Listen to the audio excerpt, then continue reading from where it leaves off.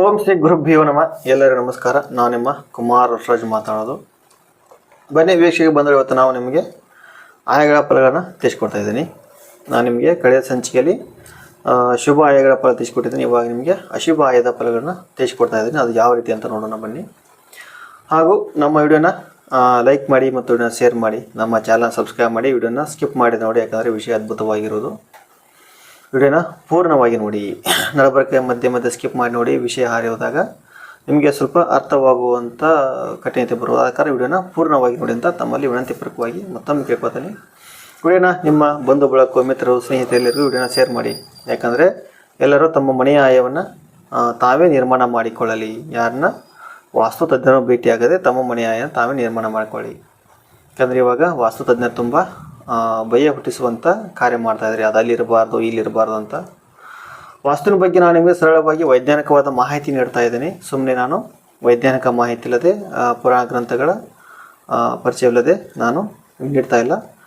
ಎಲ್ಲವನ್ನು ನಾನು ತಿಳ್ಕೊಂಡು ನಿಮಗೆ ಆಯದ ಫಲಗಳು ಮತ್ತು ವಾಸ್ತುವಿನ ಬಗ್ಗೆ ನೀಡ್ತಾ ಇದ್ದೀನಿ. ಇನ್ನು ಮುಂದಿನ ಸಂಚಿಕೆಯಲ್ಲಿ ವಾಸ್ತುವಿನ ಬಗ್ಗೆ ನಾನು ನಿಮಗೆ ಇನ್ನೂ ಸಾಕಷ್ಟುವಾದ ಮಾಹಿತಿಯನ್ನು ನೀಡೋ ಪ್ರಯತ್ನ ಮಾಡ್ತಾ ಇರ್ತೇನೆ. ಯಾಕೆಂದರೆ ನಾನು ಏನೇ ಹೇಳಿದ್ರು ವೈಜ್ಞಾನಿಕವಾದ ನಿಲುಗಂಟಿನ ಮೇಲೆ ಮಾತ್ರ ಹೇಳ್ತಾ ಇದ್ದೀನಿ. ಇವಾಗಿನ ಪ್ರಕಾರ ವಿಚಾರ ಮಾಡಿದರೆ ತುಂಬ ರೀತಿ ಅವರೇ ಆದಂಥ ಯೋಚನೆ ಮಾಡಿ ಮಾತನಾಡಿ ವಾಸ್ತುವಿನ ಬಗ್ಗೆ ಭಯ ಹುಟ್ಟಿಸುವಂಥ ಪ್ರಯತ್ನ ಮಾಡ್ತಾ ಇದ್ದಾರೆ.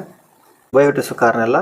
ಆದರೆ ಇದರಲ್ಲಿ ಇರುವಂಥ ವಿಷಯ ತುಂಬ ಕಡಿಮೆ ಇದ್ದರೂ ನಾವು ಹೇಳೋ ವಿಷಯ ಜಾಸ್ತಿ ಆಗ್ತಾಯಿದೆ. ಈ ವಿಷಯ ಹಳೆಯ ಗ್ರಂಥಗಳಿಗೆ, ಪುರಾತನ ಗ್ರಂಥಗಳಲ್ಲಿ ವಿಷಯ ಅಷ್ಟು ಜಾಸ್ತಿ ಇಲ್ಲ. ಆದರೆ ನಾವು ಇವಾಗ ಅದನ್ನು ಭಯದ ವಾತಾವರಣಕ್ಕೆ ತಂದು ನಿಲ್ಲಿಸ್ತಾ ಇದ್ದೀವಿ. ಯಾಕಂದರೆ ಕೆಲವು ಮನೆಗೆ ಯಾವುದೇ ಕಾರಣಕ್ಕೆ ವಾಸ್ತು ಇಲ್ಲದೇನೂ ತುಂಬ ಜನ ಶ್ರೀಮಂತರಾಗಿದ್ದಾರೆ. ಯಾಕಂದ್ರೆ ಜಾತಕ ಫಲ ಅನ್ನೋದು ತುಂಬ ಲಿಂಕ್ ಇರೋದು. ಜಾತಕ ಅನ್ನೋದಿಲ್ಲದೆ ವಾಸ್ತು ಇರುವುದಿಲ್ಲ. ಜ್ಯೋತಿಷ್ಯ ಪ್ರಮುಖವಾಗಿ ವಾಸ್ತುವಿಗೆ ಬೇಕಾಗೋದು. ಜ್ಯೋತಿಷ್ಯ ಇಲ್ಲದೆ ವಾಸ್ತು ಇಲ್ಲ. ಯಾಕಂದರೆ ಆ ವ್ಯಕ್ತಿಗೆ ಯಾವುದೇ ಕಾರಣಕ್ಕೂ ತನ್ನ ಜಾತಕದಲ್ಲಿ, ತನ್ನ ಯೋಗದಲ್ಲಿ ಮನೆ ನಿರ್ಮಾಣ ಮಾಡಿಕೊಳ್ಳುವಂಥ ಯೋಗ ಇದ್ದಾಗ ಮಾತ್ರ ಅವನು ಮನೆ ಕಟ್ಟುವ ಪ್ರಯತ್ನ ಮಾಡುತ್ತಾನೆ. ಅವನಿಗೆ ಜಾತಕದಲ್ಲಿ ನಾಲ್ಕನೇ ಮನೆ ಜ್ಯೋತಿಷ್ಯದ ಜಾತಕದ 4ನೇ ಮನೆ, ಆ ಮನೆಯ ಮೇಲೆ ಆ ವ್ಯಕ್ತಿ ಯಾವ ರೀತಿ ಮನೆ ಕಟ್ಟುತ್ತಾನೆ, ಸುಂದರದ ಮನೆ ಕಟ್ತಾನ ಇಲ್ಲ ಸುಮ್ಮನೆ ಸಣ್ಣ ಮನೆ ಕಟ್ತಾನೆ, ಈ ರೀತಿ ಮನೆ ಕಟ್ಟಬೇಕಾದ್ರೆ ಅದು ಜಾತಕದಲ್ಲಿ ಬೇಕು. ಅದೆಲ್ಲ ಜಾತಕದ ಪೂರ್ತಿ ವಿಶ್ಲೇಷಣೆ ಮಾಡದೆ ಮನೆ ನಿರ್ಮಾಣಕ್ಕೆ ಯಾರಿಗೂ ಆಗೋದಿಲ್ಲ. ಅವನ ಪೂರ್ವ ಜನ್ಮದ ಕರ್ಮಫಲದಂತೆ ಅವನಿಗೆ ಮನೆ ಎದುರ್ಕೋಬೋದು. ಆದರೂ ಕೆಲವು ಸಲ ನಮ್ಮ ಜಾತಕ ಕೆಟ್ಟಾಗಲೂ ನಾವು ಸರಿಯಾದ ವಾಸ್ತುವನ್ನು ಅಳವಡಿಸಿಕೊಂಡು ಮನೆಯನ್ನು ನಿರ್ಮಾಣ ಮಾಡಿಕೊಂಡು ಸುಂದರವಾದ ಬದುಕನ್ನು ಕಟ್ಟಿಕೊಳ್ಳಬಹುದು. ಆದರೂ ಇದರಲ್ಲಿ ಕೆಲವು ವಿಷಯಗಳು ಮಾತ್ರ ನಿಜ, ಕೆಲವು ಅಂಶಗಳು, ಕೆಲವು ಸತ್ಯಾಂಶಗಳು ಇಲ್ಲ. ಕೆಲವು ಜನ ಇವಾಗ ವಾಸ್ತುಶಾಸ್ತ್ರಜ್ಞರ ಭಯ ಹುಟ್ಟಿಸುವ ಕಾರಣ ತುಂಬ ಜಾಸ್ತಿ ಆಗಿದೆ. ಯಾಕಂದರೆ ಜಾತಕ ಇಲ್ಲದೆ ವಾಸ್ತು ಇಲ್ಲ, ಜ್ಯೋತಿಷ್ಯ ಇಲ್ಲದೆ ವಾಸ್ತು ಇಲ್ಲ. ಜಾತಕದಲ್ಲಿ ಇದ್ದಂತೆ ಜೀವನ ಸಾಗೋದು ವಿನಃ ವಾಸ್ತುವಿನ ರೀತಿ ಜೀವನ ಸಾಗುವುದಿಲ್ಲ. ಅದನ್ನು ತುಂಬ ಮನಟ ಮಾಡಿಕೊಳ್ಳಬೇಕು. ಅದನ್ನಿಲ್ಲದೆ ನಾವು ಯಾವುದೇ ಕಾರಣಕ್ಕೂ ಮನೆ ನಿರ್ಮಾಣ ಮಾಡೋಕ್ಕಾಗುವುದಿಲ್ಲ. ಆದರೂ ಕೆಲವು ಸಲ 20% ಆದರೂ ನಾವು ಸರಿಯಾದ ರೀತಿಯಲ್ಲಿ ವಾಸ್ತುವನ್ನು ಸರಿಪಡಿಸಿಕೊಂಡು ಬದುಕೋದರಿಂದ ಜೀವನ ಸುಂದರವಾಗಿ ಸುಖಮಯವಾಗಿರುವುದು. ಆದರೆ ಅತಿಯಾಗಿ ಇದರಿಂದ ಗಾಬರಿ ಪಡುವಂಥ ವಿಷಯ ಯಾವುದು? ವಾಸ್ತುವಿನ ಅತಿಯಾಗಿ ಗಾಬರಿ ಪಡುವಂಥ ವಿಷಯ ಯಾವುದಿಲ್ಲ. ಜಾತಕ ಪ್ರಮುಖವಾಗಿರುವುದು. ಬನ್ನಿ ವೀಕ್ಷೆ ಬಂದದ್ದು ನಾವು ನಿಮಗೆ ಅಶುಭ ಆಯದ ಫಲಗಳನ್ನು ತಿಳಿಸ್ಕೊಡ್ತಾ ಇದ್ದೀನಿ. ಶುಭ ಆಯಗಳು 1, 3, 5, 7 ಇವು ಶುಭ ಆಯದ ಶೇಷ ಸಂಖ್ಯೆಗಳು. 2, 4, 6, 8 ಇವು ಅಶುಭ ಆಯದ ಶೇಷ ಸಂಖ್ಯೆಗಳು. ಮೊದಲನೇದಾಗಿ 2 ಅಶುಭ ಆಯ. ಇದು ಶೇಷ ಸಂಖ್ಯೆ 2 ಬಂದಾಗ ಅಶುಭ ಆಯ ಧೂಮ್ರಾಯ ಬರುವುದು. ಧೂಮ್ರಾಯ ಅಂದರೆ ಧೂಮ ಅಂದರೆ ಹೊಗೆ, ಬೆಂಕಿಯಿಂದ ಉತ್ಪತ್ತಿಯಾಗುವಂಥದ್ದು ಹೊಗೆ. ಈ ಆಯದಲ್ಲಿ ನಾವೇನಾದರೂ ಮನೆ ಕಟ್ಟಿದಾಗ ಆ ಮನೆಯ ಮಾಲೀಕನಿಗೆ, ಯಜಮಾನನಿಗೆ ಅಪಘಾತಗಳಾಗುವ ಚಾನ್ಸಸ್ ಇರುವುದು ಮತ್ತು ಮನೆ ಬೆಂಕಿಗೆ ಆಹುತಿ ಆಗುವಂಥ ಚಾನ್ಸ್ ಇರುವುದು. ಮತ್ತು ವ್ಯಕ್ತಿಗೆ ಅದು ಸರಿಯಾದ ಆರೋಗ್ಯ ಇರುವುದಿಲ್ಲ, ಸರಿಯಾದ ಸ್ವಾಸ್ಥ್ಯ ಇರುವುದಿಲ್ಲ, ಉಸಿರಾಟದ ತೊಂದರೆ ಆ ಮನೆಯ ಮಾಲೀಕನಿಗೆ ಅವಶ್ಯವಾಗಿ ಹೊಂದೇ ಬರುವುದು. ಅಂಥ ಮಕ್ಕಳು ಮಂದಮತಿಗಳಾಗುವರು, ಬುದ್ಧಿಹೀನರಾಗುವರು. ಯಾಕಂದರೆ ಹೊಗೆ ಅನ್ನೋದು ಆವರಿಸಿಕೊಂಡು ಬಿಟ್ಟಿರ್ತದೆ. ಹೊಗೆ ಅನ್ನೋದು ನಮ್ಮ ಮೇಲೆ ಪರದೇ ರೀತಿ ಆವರಿಸಿಕೊಂಡಾಗ ಮಂಜಾಗೆಲ್ಲ ಕಾಣ್ತಾ ಇರುತ್ತಲ್ಲ, ಅದು ಬುದ್ಧಿಯ ಮೇಲೆ ಮೋಡ ಕವಿದ ವಾತಾವರಣ ಅಂತಾರಲ್ಲ, ಆ ರೀತಿ ಮಂದವಾದ ವಾತಾವರಣ ಬುದ್ಧಿ ಮೇಲೆ ಬೀರುವುದು. ಆದ ಕಾರಣ ಈ ಧೂಮ್ರಾಯ ಅನ್ನೋದು ಅಷ್ಟು ಒಳ್ಳೆಯದಲ್ಲ. ಧೂಮ್ ಅಂದರೆ ಹೊಗೆ ಅನ್ನೋದು ಇದು ಕೆಟ್ಟವಾದ ಒಂದು ಅನಿಲ. ಹೊಗೆ ಅನ್ನೋದು ಕೆಟ್ಟವಾದ ಅನಿಲ. ಈ ಹೊಗೆಯಲ್ಲಿ ಅಕಸ್ಮಾತ್ ನಾವೇ ದಾಟಿ ಹೋಗುವಾಗ ಅಥವಾ ಮನೆಯಲ್ಲಿ ಅಡುಗೆ ಮಾಡುವಾಗ ಹೊಗೆ ಜಾಸ್ತಿ ಆದಾಗ ಕಣ್ಣು ಉರಿ, ಎದೆ ಉರಿ, ಅದರಿಂದ ಅಸ್ತಮಾ ಬರುವಂಥ ಈ ಥರ ಚಾನ್ಸಸ್ ಎಲ್ಲ ಜಾಸ್ತಿ ಇರುವಾದ ಕಾರಣ ಈ ಆಯದಲ್ಲಿ ಮನೆ ಕಟ್ಟಿದಾಗ ಆ ವ್ಯಕ್ತಿಗೆ ಶ್ವಾಸಕೋಶಗಳು ಸರಿಯಾಗಿ ಚೆನ್ನಾಗಿ ಕೆಲಸ ಮಾಡೋದಿಲ್ಲ. ಅಂದರೆ ಅವನು ಮೊದಲೇನಾದ್ರು ಅಸ್ತಮಾ ರೋಗ ಇದ್ದಾಗ ಅಂಥವನಿಗೆ ಆ ಜಾತಕ ಪ್ರಕಾರ ಅದೇ ರೀತಿ ಮನೆ ಸಿಗುವುದು, ಆಯಾ ಕಟ್ಟಿದ ನಂತರ ಮನೆ ಸಿಗುವುದು ಅನ್ನೋಕ್ಕಿಂತನೂ ನಮ್ಮ ಜಾತಕದ ಪ್ರಕಾರ, ಜ್ಯೋತಿಷ್ಯ ಪ್ರಕಾರ ಅವನ ಜಾತಕದಲ್ಲಿ ಏನಾದರೂ 4ನೇ ಮನೆ ಕೆಟ್ಟಾಗ, 4ನೇ ಮನೆ ಅಧಿಪತಿ ಸೇರಿದಾಗ, 4ನೇ ಮನೆ ಅಧಿಪತಿ ರೋಗ ಸ್ಥಾನಕ್ಕೆ ಹೋದಾಗ, ಈ ರೀತಿ ಇದ್ದಾಗ ದೀರ್ಘಕಾಲಿಕವಾದಂಥ ಅಸ್ತಮಾ ರೋಗ, ಈ ರೀತಿಯಂಥ ರೋಗಗಳು ಸೇರುವುದು ಈ ಆಯದಲ್ಲಿ. ಅಥವಾ ಈ ಮನೆ ಧೂಮ್ರದಲ್ಲಿ ಮನೆ ಕಟ್ಟಿದಂಥ ಅಸ್ತಮಾ ಬರ್ಬೋದು, ಅಥವಾ ಅವನ ಜಾತಕ ಪ್ರಕಾರ ಅಸ್ತಮಾ ಬರ್ಬೋದು. ಈ ರೀತಿಯಾದಂಥ ರೋಗಗಳು ಬರುವುದು ಈ ಆಯದಲ್ಲಿ. ಇದು ಅಷ್ಟು ಒಳ್ಳೆಯದಲ್ಲ, ಈ ಆಯ ಅಷ್ಟು ಒಳ್ಳೆಯದಲ್ಲ. ಮತ್ತು ಶೇಷ ಸಂಖ್ಯೆ 4 ಶ್ವಾನಾಯ. ಈ ಶ್ವಾನಾಯ ನಿಮಗೆಲ್ಲ ಗೊತ್ತಿರುವಂತೆ ಶ್ವಾನ ಅಂದರೆ ನಾಯಿ. ನಾಯಿಯಲ್ಲಿ 2 ಕ್ವಾಲಿಟಿ ಇದೆ, ಒಂದು ಗುಡ್ ಕ್ವಾಲಿಟಿ, ಒಂದು ಬ್ಯಾಡ್ ಕ್ವಾಲಿಟಿ. ಗುಡ್ ಕ್ವಾಲಿಟಿ ಅಂದರೆ ಒಂದು ತುತ್ತನ್ನು ಹಾಕಿರೋ ನಾಯಿ ನಿಯತ್ತಿನಿಂದ ಮನೆ ಕಾಯ್ದು ಮನೆ ಯಜಮಾನನಿಗೆ ಅತಿ ಒಳ್ಳೆಯದನ್ನೇ ಬಯಸುವಂಥದ್ದು ಈ ಪ್ರಾಣಿ. ಈ ಪ್ರಾಣಿಯಲ್ಲಿ ನಿಯತ್ತಿರೋದು ಒಳ್ಳೆಯದು, ಆದರೆ ಅದೇ ರೀತಿ ಬ್ಯಾಡ್ ಕ್ವಾಲಿಟಿ ಅಂತ ಜಗಳ ತರುವುದು. ಈ ಮನೆ ಯಜಮಾನನಿಗೆ ಯಾರು ಈ ಶ್ವಾನಯದಲ್ಲೇ ಮನೆ ನಿರ್ಮಾಣ ಮಾಡಿದ್ರು ಅವರು ಕೋರ್ಟು, ಕೇಸು, ವ್ಯಾಜ್ಯ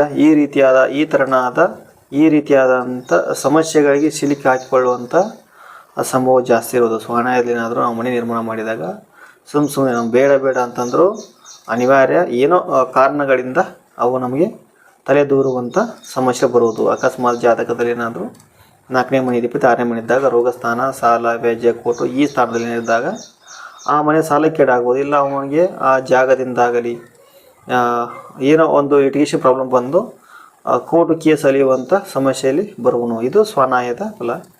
ಇನ್ನು ಶೇಷ ಸಂಖ್ಯೆ 6 ಬಂದಾಗ ಇದು ಕಾಕಾಯವಾಗುವುದು. ಕಾಕಾಯ ಅಂದರೆ ನಿಮ್ಗೆಲ್ಲರಿಗೂ ಗೊತ್ತಿರುವಂತೆ ಕಾಯಿ ಅಂದರೆ ಅಶುಭ ಸಂಕೇತ. ಇದರಲ್ಲಿ ಒಂದು ಗುಡ್ ಕ್ವಾಲಿಟಿ ಇದೆ, ಒಂದು ಬ್ಯಾಡ್ ಕ್ವಾಲಿಟಿ. ಕಾಯಿ ಅಂದರೆ ಅದು ಬಂಧು ಬಳಗನ ಬಿಟ್ಟು ಬದುಕೋದಿಲ್ಲ. ಯಾವ ರೀತಿ ಅಂದರೆ ಕಾಯಿ ಒಂದಗಳ ಕಂಡ್ರೆ ಕಾಕ ಎಂದು ತನ್ನ ಬಳಗವನ್ನೆಲ್ಲ ಕರೆಯೋದು. ಇದು ಒಂದು ಗುಡ್ ಕ್ವಾಲಿಟಿ. ಅದು ನಾವು ಕಾಯಿನೇ ಯಾವುದು ಅಶುಭ ಅಂತ ಸೂಚನೆ ಮಾಡ್ತೇವೆ. ನಾವು ಯಾವುದಲ್ಲಿ ಹೊರಗಡೆ ಹೋಗುವಾಗ ಕಾಯಿ ಅಡ್ಡ ಬರುವುದು, ಅಥವಾ ಮನೆಯೊಳಗೆ ಕಾಯಿ ಬಂದರೆ, ಅಥವಾ ಕಾಯಿ ಸ್ಪರ್ಶವಾದರೆ, ಕಾಯಿಯನ್ನು ನೋಡಿದಾಗ ನಾವು ಅಶುಭ ಸೂಚಕವಾದಂಥ ಪ್ರಾಣಿ ಅಂತ ತಿಳ್ಕೊಂಡು ನಾವು ನಮ್ಮ ಶುಭ ಕಾರ್ಯಗಳನ್ನ ಮುಂದೂಡುವಂಥ ಪ್ರಯತ್ನ ಮಾಡ್ತೀವಿ. ಅದೇ ರೀತಿ ನಾವು ಕಾಕಾಯಿಲ್ಲ ಮನೆ ಕಟ್ಟಿದಾಗ ಆ ವ್ಯಕ್ತಿ ಒಳ್ಳೆಯ ರೀತಿ ಆಗುವುದಿಲ್ಲ. ಯಾಕಂದರೆ ಅವನಿಗೆ ಬಂಧು ಬಳಗದ ಪ್ರಭಾವದಿಂದ ಅವನು ಪರಿಸ್ಥಿತಿ ಹೀನಾಯವಾಗಬಹುದು. ಯಾಕಂದರೆ ಕೆಲವು ಸಲ ಬಂಧು ಬಳಗದಿಂದ ಸಾಲ ಮಾಡಿಕೊಂಡು ಏನಾರ ತೊಂದರೆ ಸಿಕ್ಕಾಕೊಳ್ಳುವಂಥ ಪ್ರಯತ್ನ ಈ ಕಾಕಾಯಿಂದ ಆಗುವುದು. ಮತ್ತು ಇನ್ನು ಕರಾಯ ಅಂದರೆ ನಿಮಗೆ ಗೊತ್ತಿರುವಂತೆ ಕತ್ತೆ. ಕರಾಯ ಅಂದರೆ ಕತ್ತೆ. ಕತ್ತೆಯಲ್ಲಿ 2 ಗುಣ ಇದೆ, ಒಂದು ಒಳ್ಳೆಯ ಗುಣ, ಒಂದು ಕೆಟ್ಟ ಗುಣ. ಶೇಷ ಕೆಟ್ಟ ಬಂದಾಗ ಕತ್ತೆ ಬರೋದು.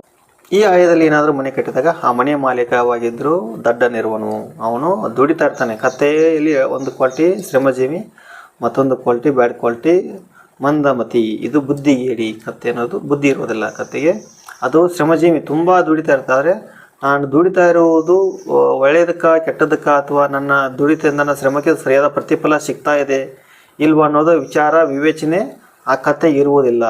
ಅದು ಹಾಳೆಗೋಡಿ ಜೊತೆ ಮಾತಾಡುವಂಥ ಕತ್ತೆ. ಯಾವಾಗಿದ್ದರೂ ಹಾಳೆಗೋಡಿ ಜೊತೆ ಮಾತಾಡ್ತಾರೆ. ಇರುವ ಸ್ಥಾನನೇ ಅದೇ, ಅದು ಯಾವಾಗ ಶುಭ ಸ್ಥಾನದಲ್ಲಿ ಬರುವಂಥ ಪ್ರಯತ್ನ ಮಾಡೋದಿಲ್ಲ. ಆದರೂ ಈ ಕತ್ತೆಗೆ ಇವಾಗ ತುಂಬ ಬೆಲೆ ಬಂದಿದೆ. ಕತ್ತೆ ಹಾಲಿನ ಬೆಲೆ ಗೊತ್ತಿರಬೇಕು ಎಲ್ಲರಿಗೂ. ಕತ್ತೆ ಹಾಲಿನ ಬೆಲೆ 1 ಲೀಟ್ರಿಗೆ 2,000 ರೂಪಾಯಿ ಇದೆ ಇವಾಗ. ಅದೇ ರೀತಿ ಕತ್ತೆಗೆ ತುಂಬ ಇವಾಗ ಒಳ್ಳೆ ಅದ್ಭುತವಾದ ಕಾಲ ಬಂದಿದೆ. ಕತ್ತೆ ಇದನ್ನು ಗುಡ್ ಕ್ವಾಲಿಟಿ ಆದರೂ ಇದರಲ್ಲಿ ಜನಿಸಿದಂಥ ಮಕ್ಕಳು ಅಥವಾ ಇದರಲ್ಲಿರುವಂಥ ಸದಸ್ಯರು, ಇದರಲ್ಲಿರುವಂಥ ವ್ಯಕ್ತಿಗಳು ಅತಿ ಬುದ್ಧಿಗೇಡಿ, ಬುದ್ಧಿಹೀನರಿರುವರು. ಮತ್ತು ಇದು ವಿದ್ಯೆಗೆ ವಿರುದ್ಧವಾದಂಥ ಆಯವಾಗೋದು.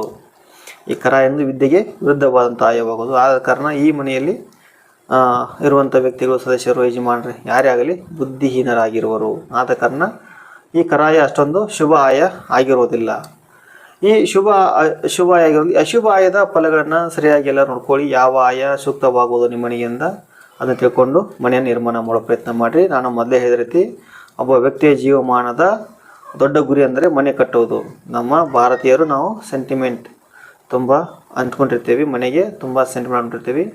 ಆದ ಕಾರಣ ಮನೆ ನಿರ್ಮಾಣ ಮಾಡಬೇಕಾದ್ರೆ ಸರಿಯಾದ ಆಯವನ್ನು ವಿಚಾರ ಮಾಡಿ ಆಯದ ಫಲಗಳನ್ನು ತಿಳ್ಕೊಂಡು ಯಾವ ಆಯ ನಮ್ಮ ಮನೆಗೆ ಸೂಕ್ತವಾಗೋದು, ನಮ್ಮ ವರ್ಗಕ್ಕೆ ಯಾವ ಆಯ ಸೂಕ್ತವಾಗೋದನ್ನು ತಿಳ್ಕೊಂಡು ನೀವು ಆಯಗಳನ್ನ ಮನೆಗೆ ಇಟ್ಟು ನಿಮ್ಮ ಮನೆಯನ್ನು ನಿರ್ಮಾಣ ಮಾಡೋದು ಸೂಕ್ತವೆಂದು ನಾನು ಹೇಳ್ತೇನೆ.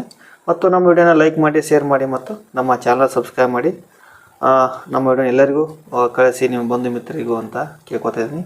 ಹಾಗೂ ನಮ್ಮ ವಿಡಿಯೋನ ಮತ್ತೊಮ್ಮೆ ನೋಡಿ. ನಿಮಗೆ ಈ ವಿಷಯದಲ್ಲಿ ಏನಾದರೂ ಗೊಂದಲ ಇದ್ದರೆ ನನಗೆ ಕಾಲ್ ಮಾಡ್ಬೋದು. ನನ್ನ ನಂಬರ್ 8618390555. ಇದ್ರ ಬಗ್ಗೆ ಏನಾದರೂ ಸಂಕ್ಷಿಪ್ತ ಮಾಹಿತಿಯಲ್ಲಿ ವಿಸ್ತಾರೂಪವಾದ ಮಾಹಿತಿ ಆಗಲಿ ನಾನು ನೀಡೋ ಪ್ರಯತ್ನ ಮಾಡ್ತಾ ಇರ್ತೀನಿ. ನಿಮ್ಗೆ ಯಾವುದೇ ಪ್ರಶ್ನೆ ಇದ್ರೂ ನಾನು ಉತ್ತರ ಕೊಡುವಂಥ ಪ್ರಯತ್ನ ಮಾಡ್ತೀನಿ. ವಿಡಿಯೋನ ಎಲ್ಲರೂ ನೋಡಿ ಸಂಪೂರ್ಣ ನೋಡಿ ಸ್ಕಿಪ್ ಮಾಡದೆ ನೋಡಿ ಅಂತ ತಮ್ಮಲ್ಲಿ ವಿನಂತಿ ಮತ್ತೊಮ್ಮೆ ಕೇಳ್ಕೊತೀನಿ. ನಮ್ಮ ಚಾನಲ್ನ ಸಬ್ಸ್ಕ್ರೈಬ್ ಮಾಡಿ. ಎಲ್ಲರಿಗೂ ಧನ್ಯವಾದಗಳು. ನಮಸ್ಕಾರ.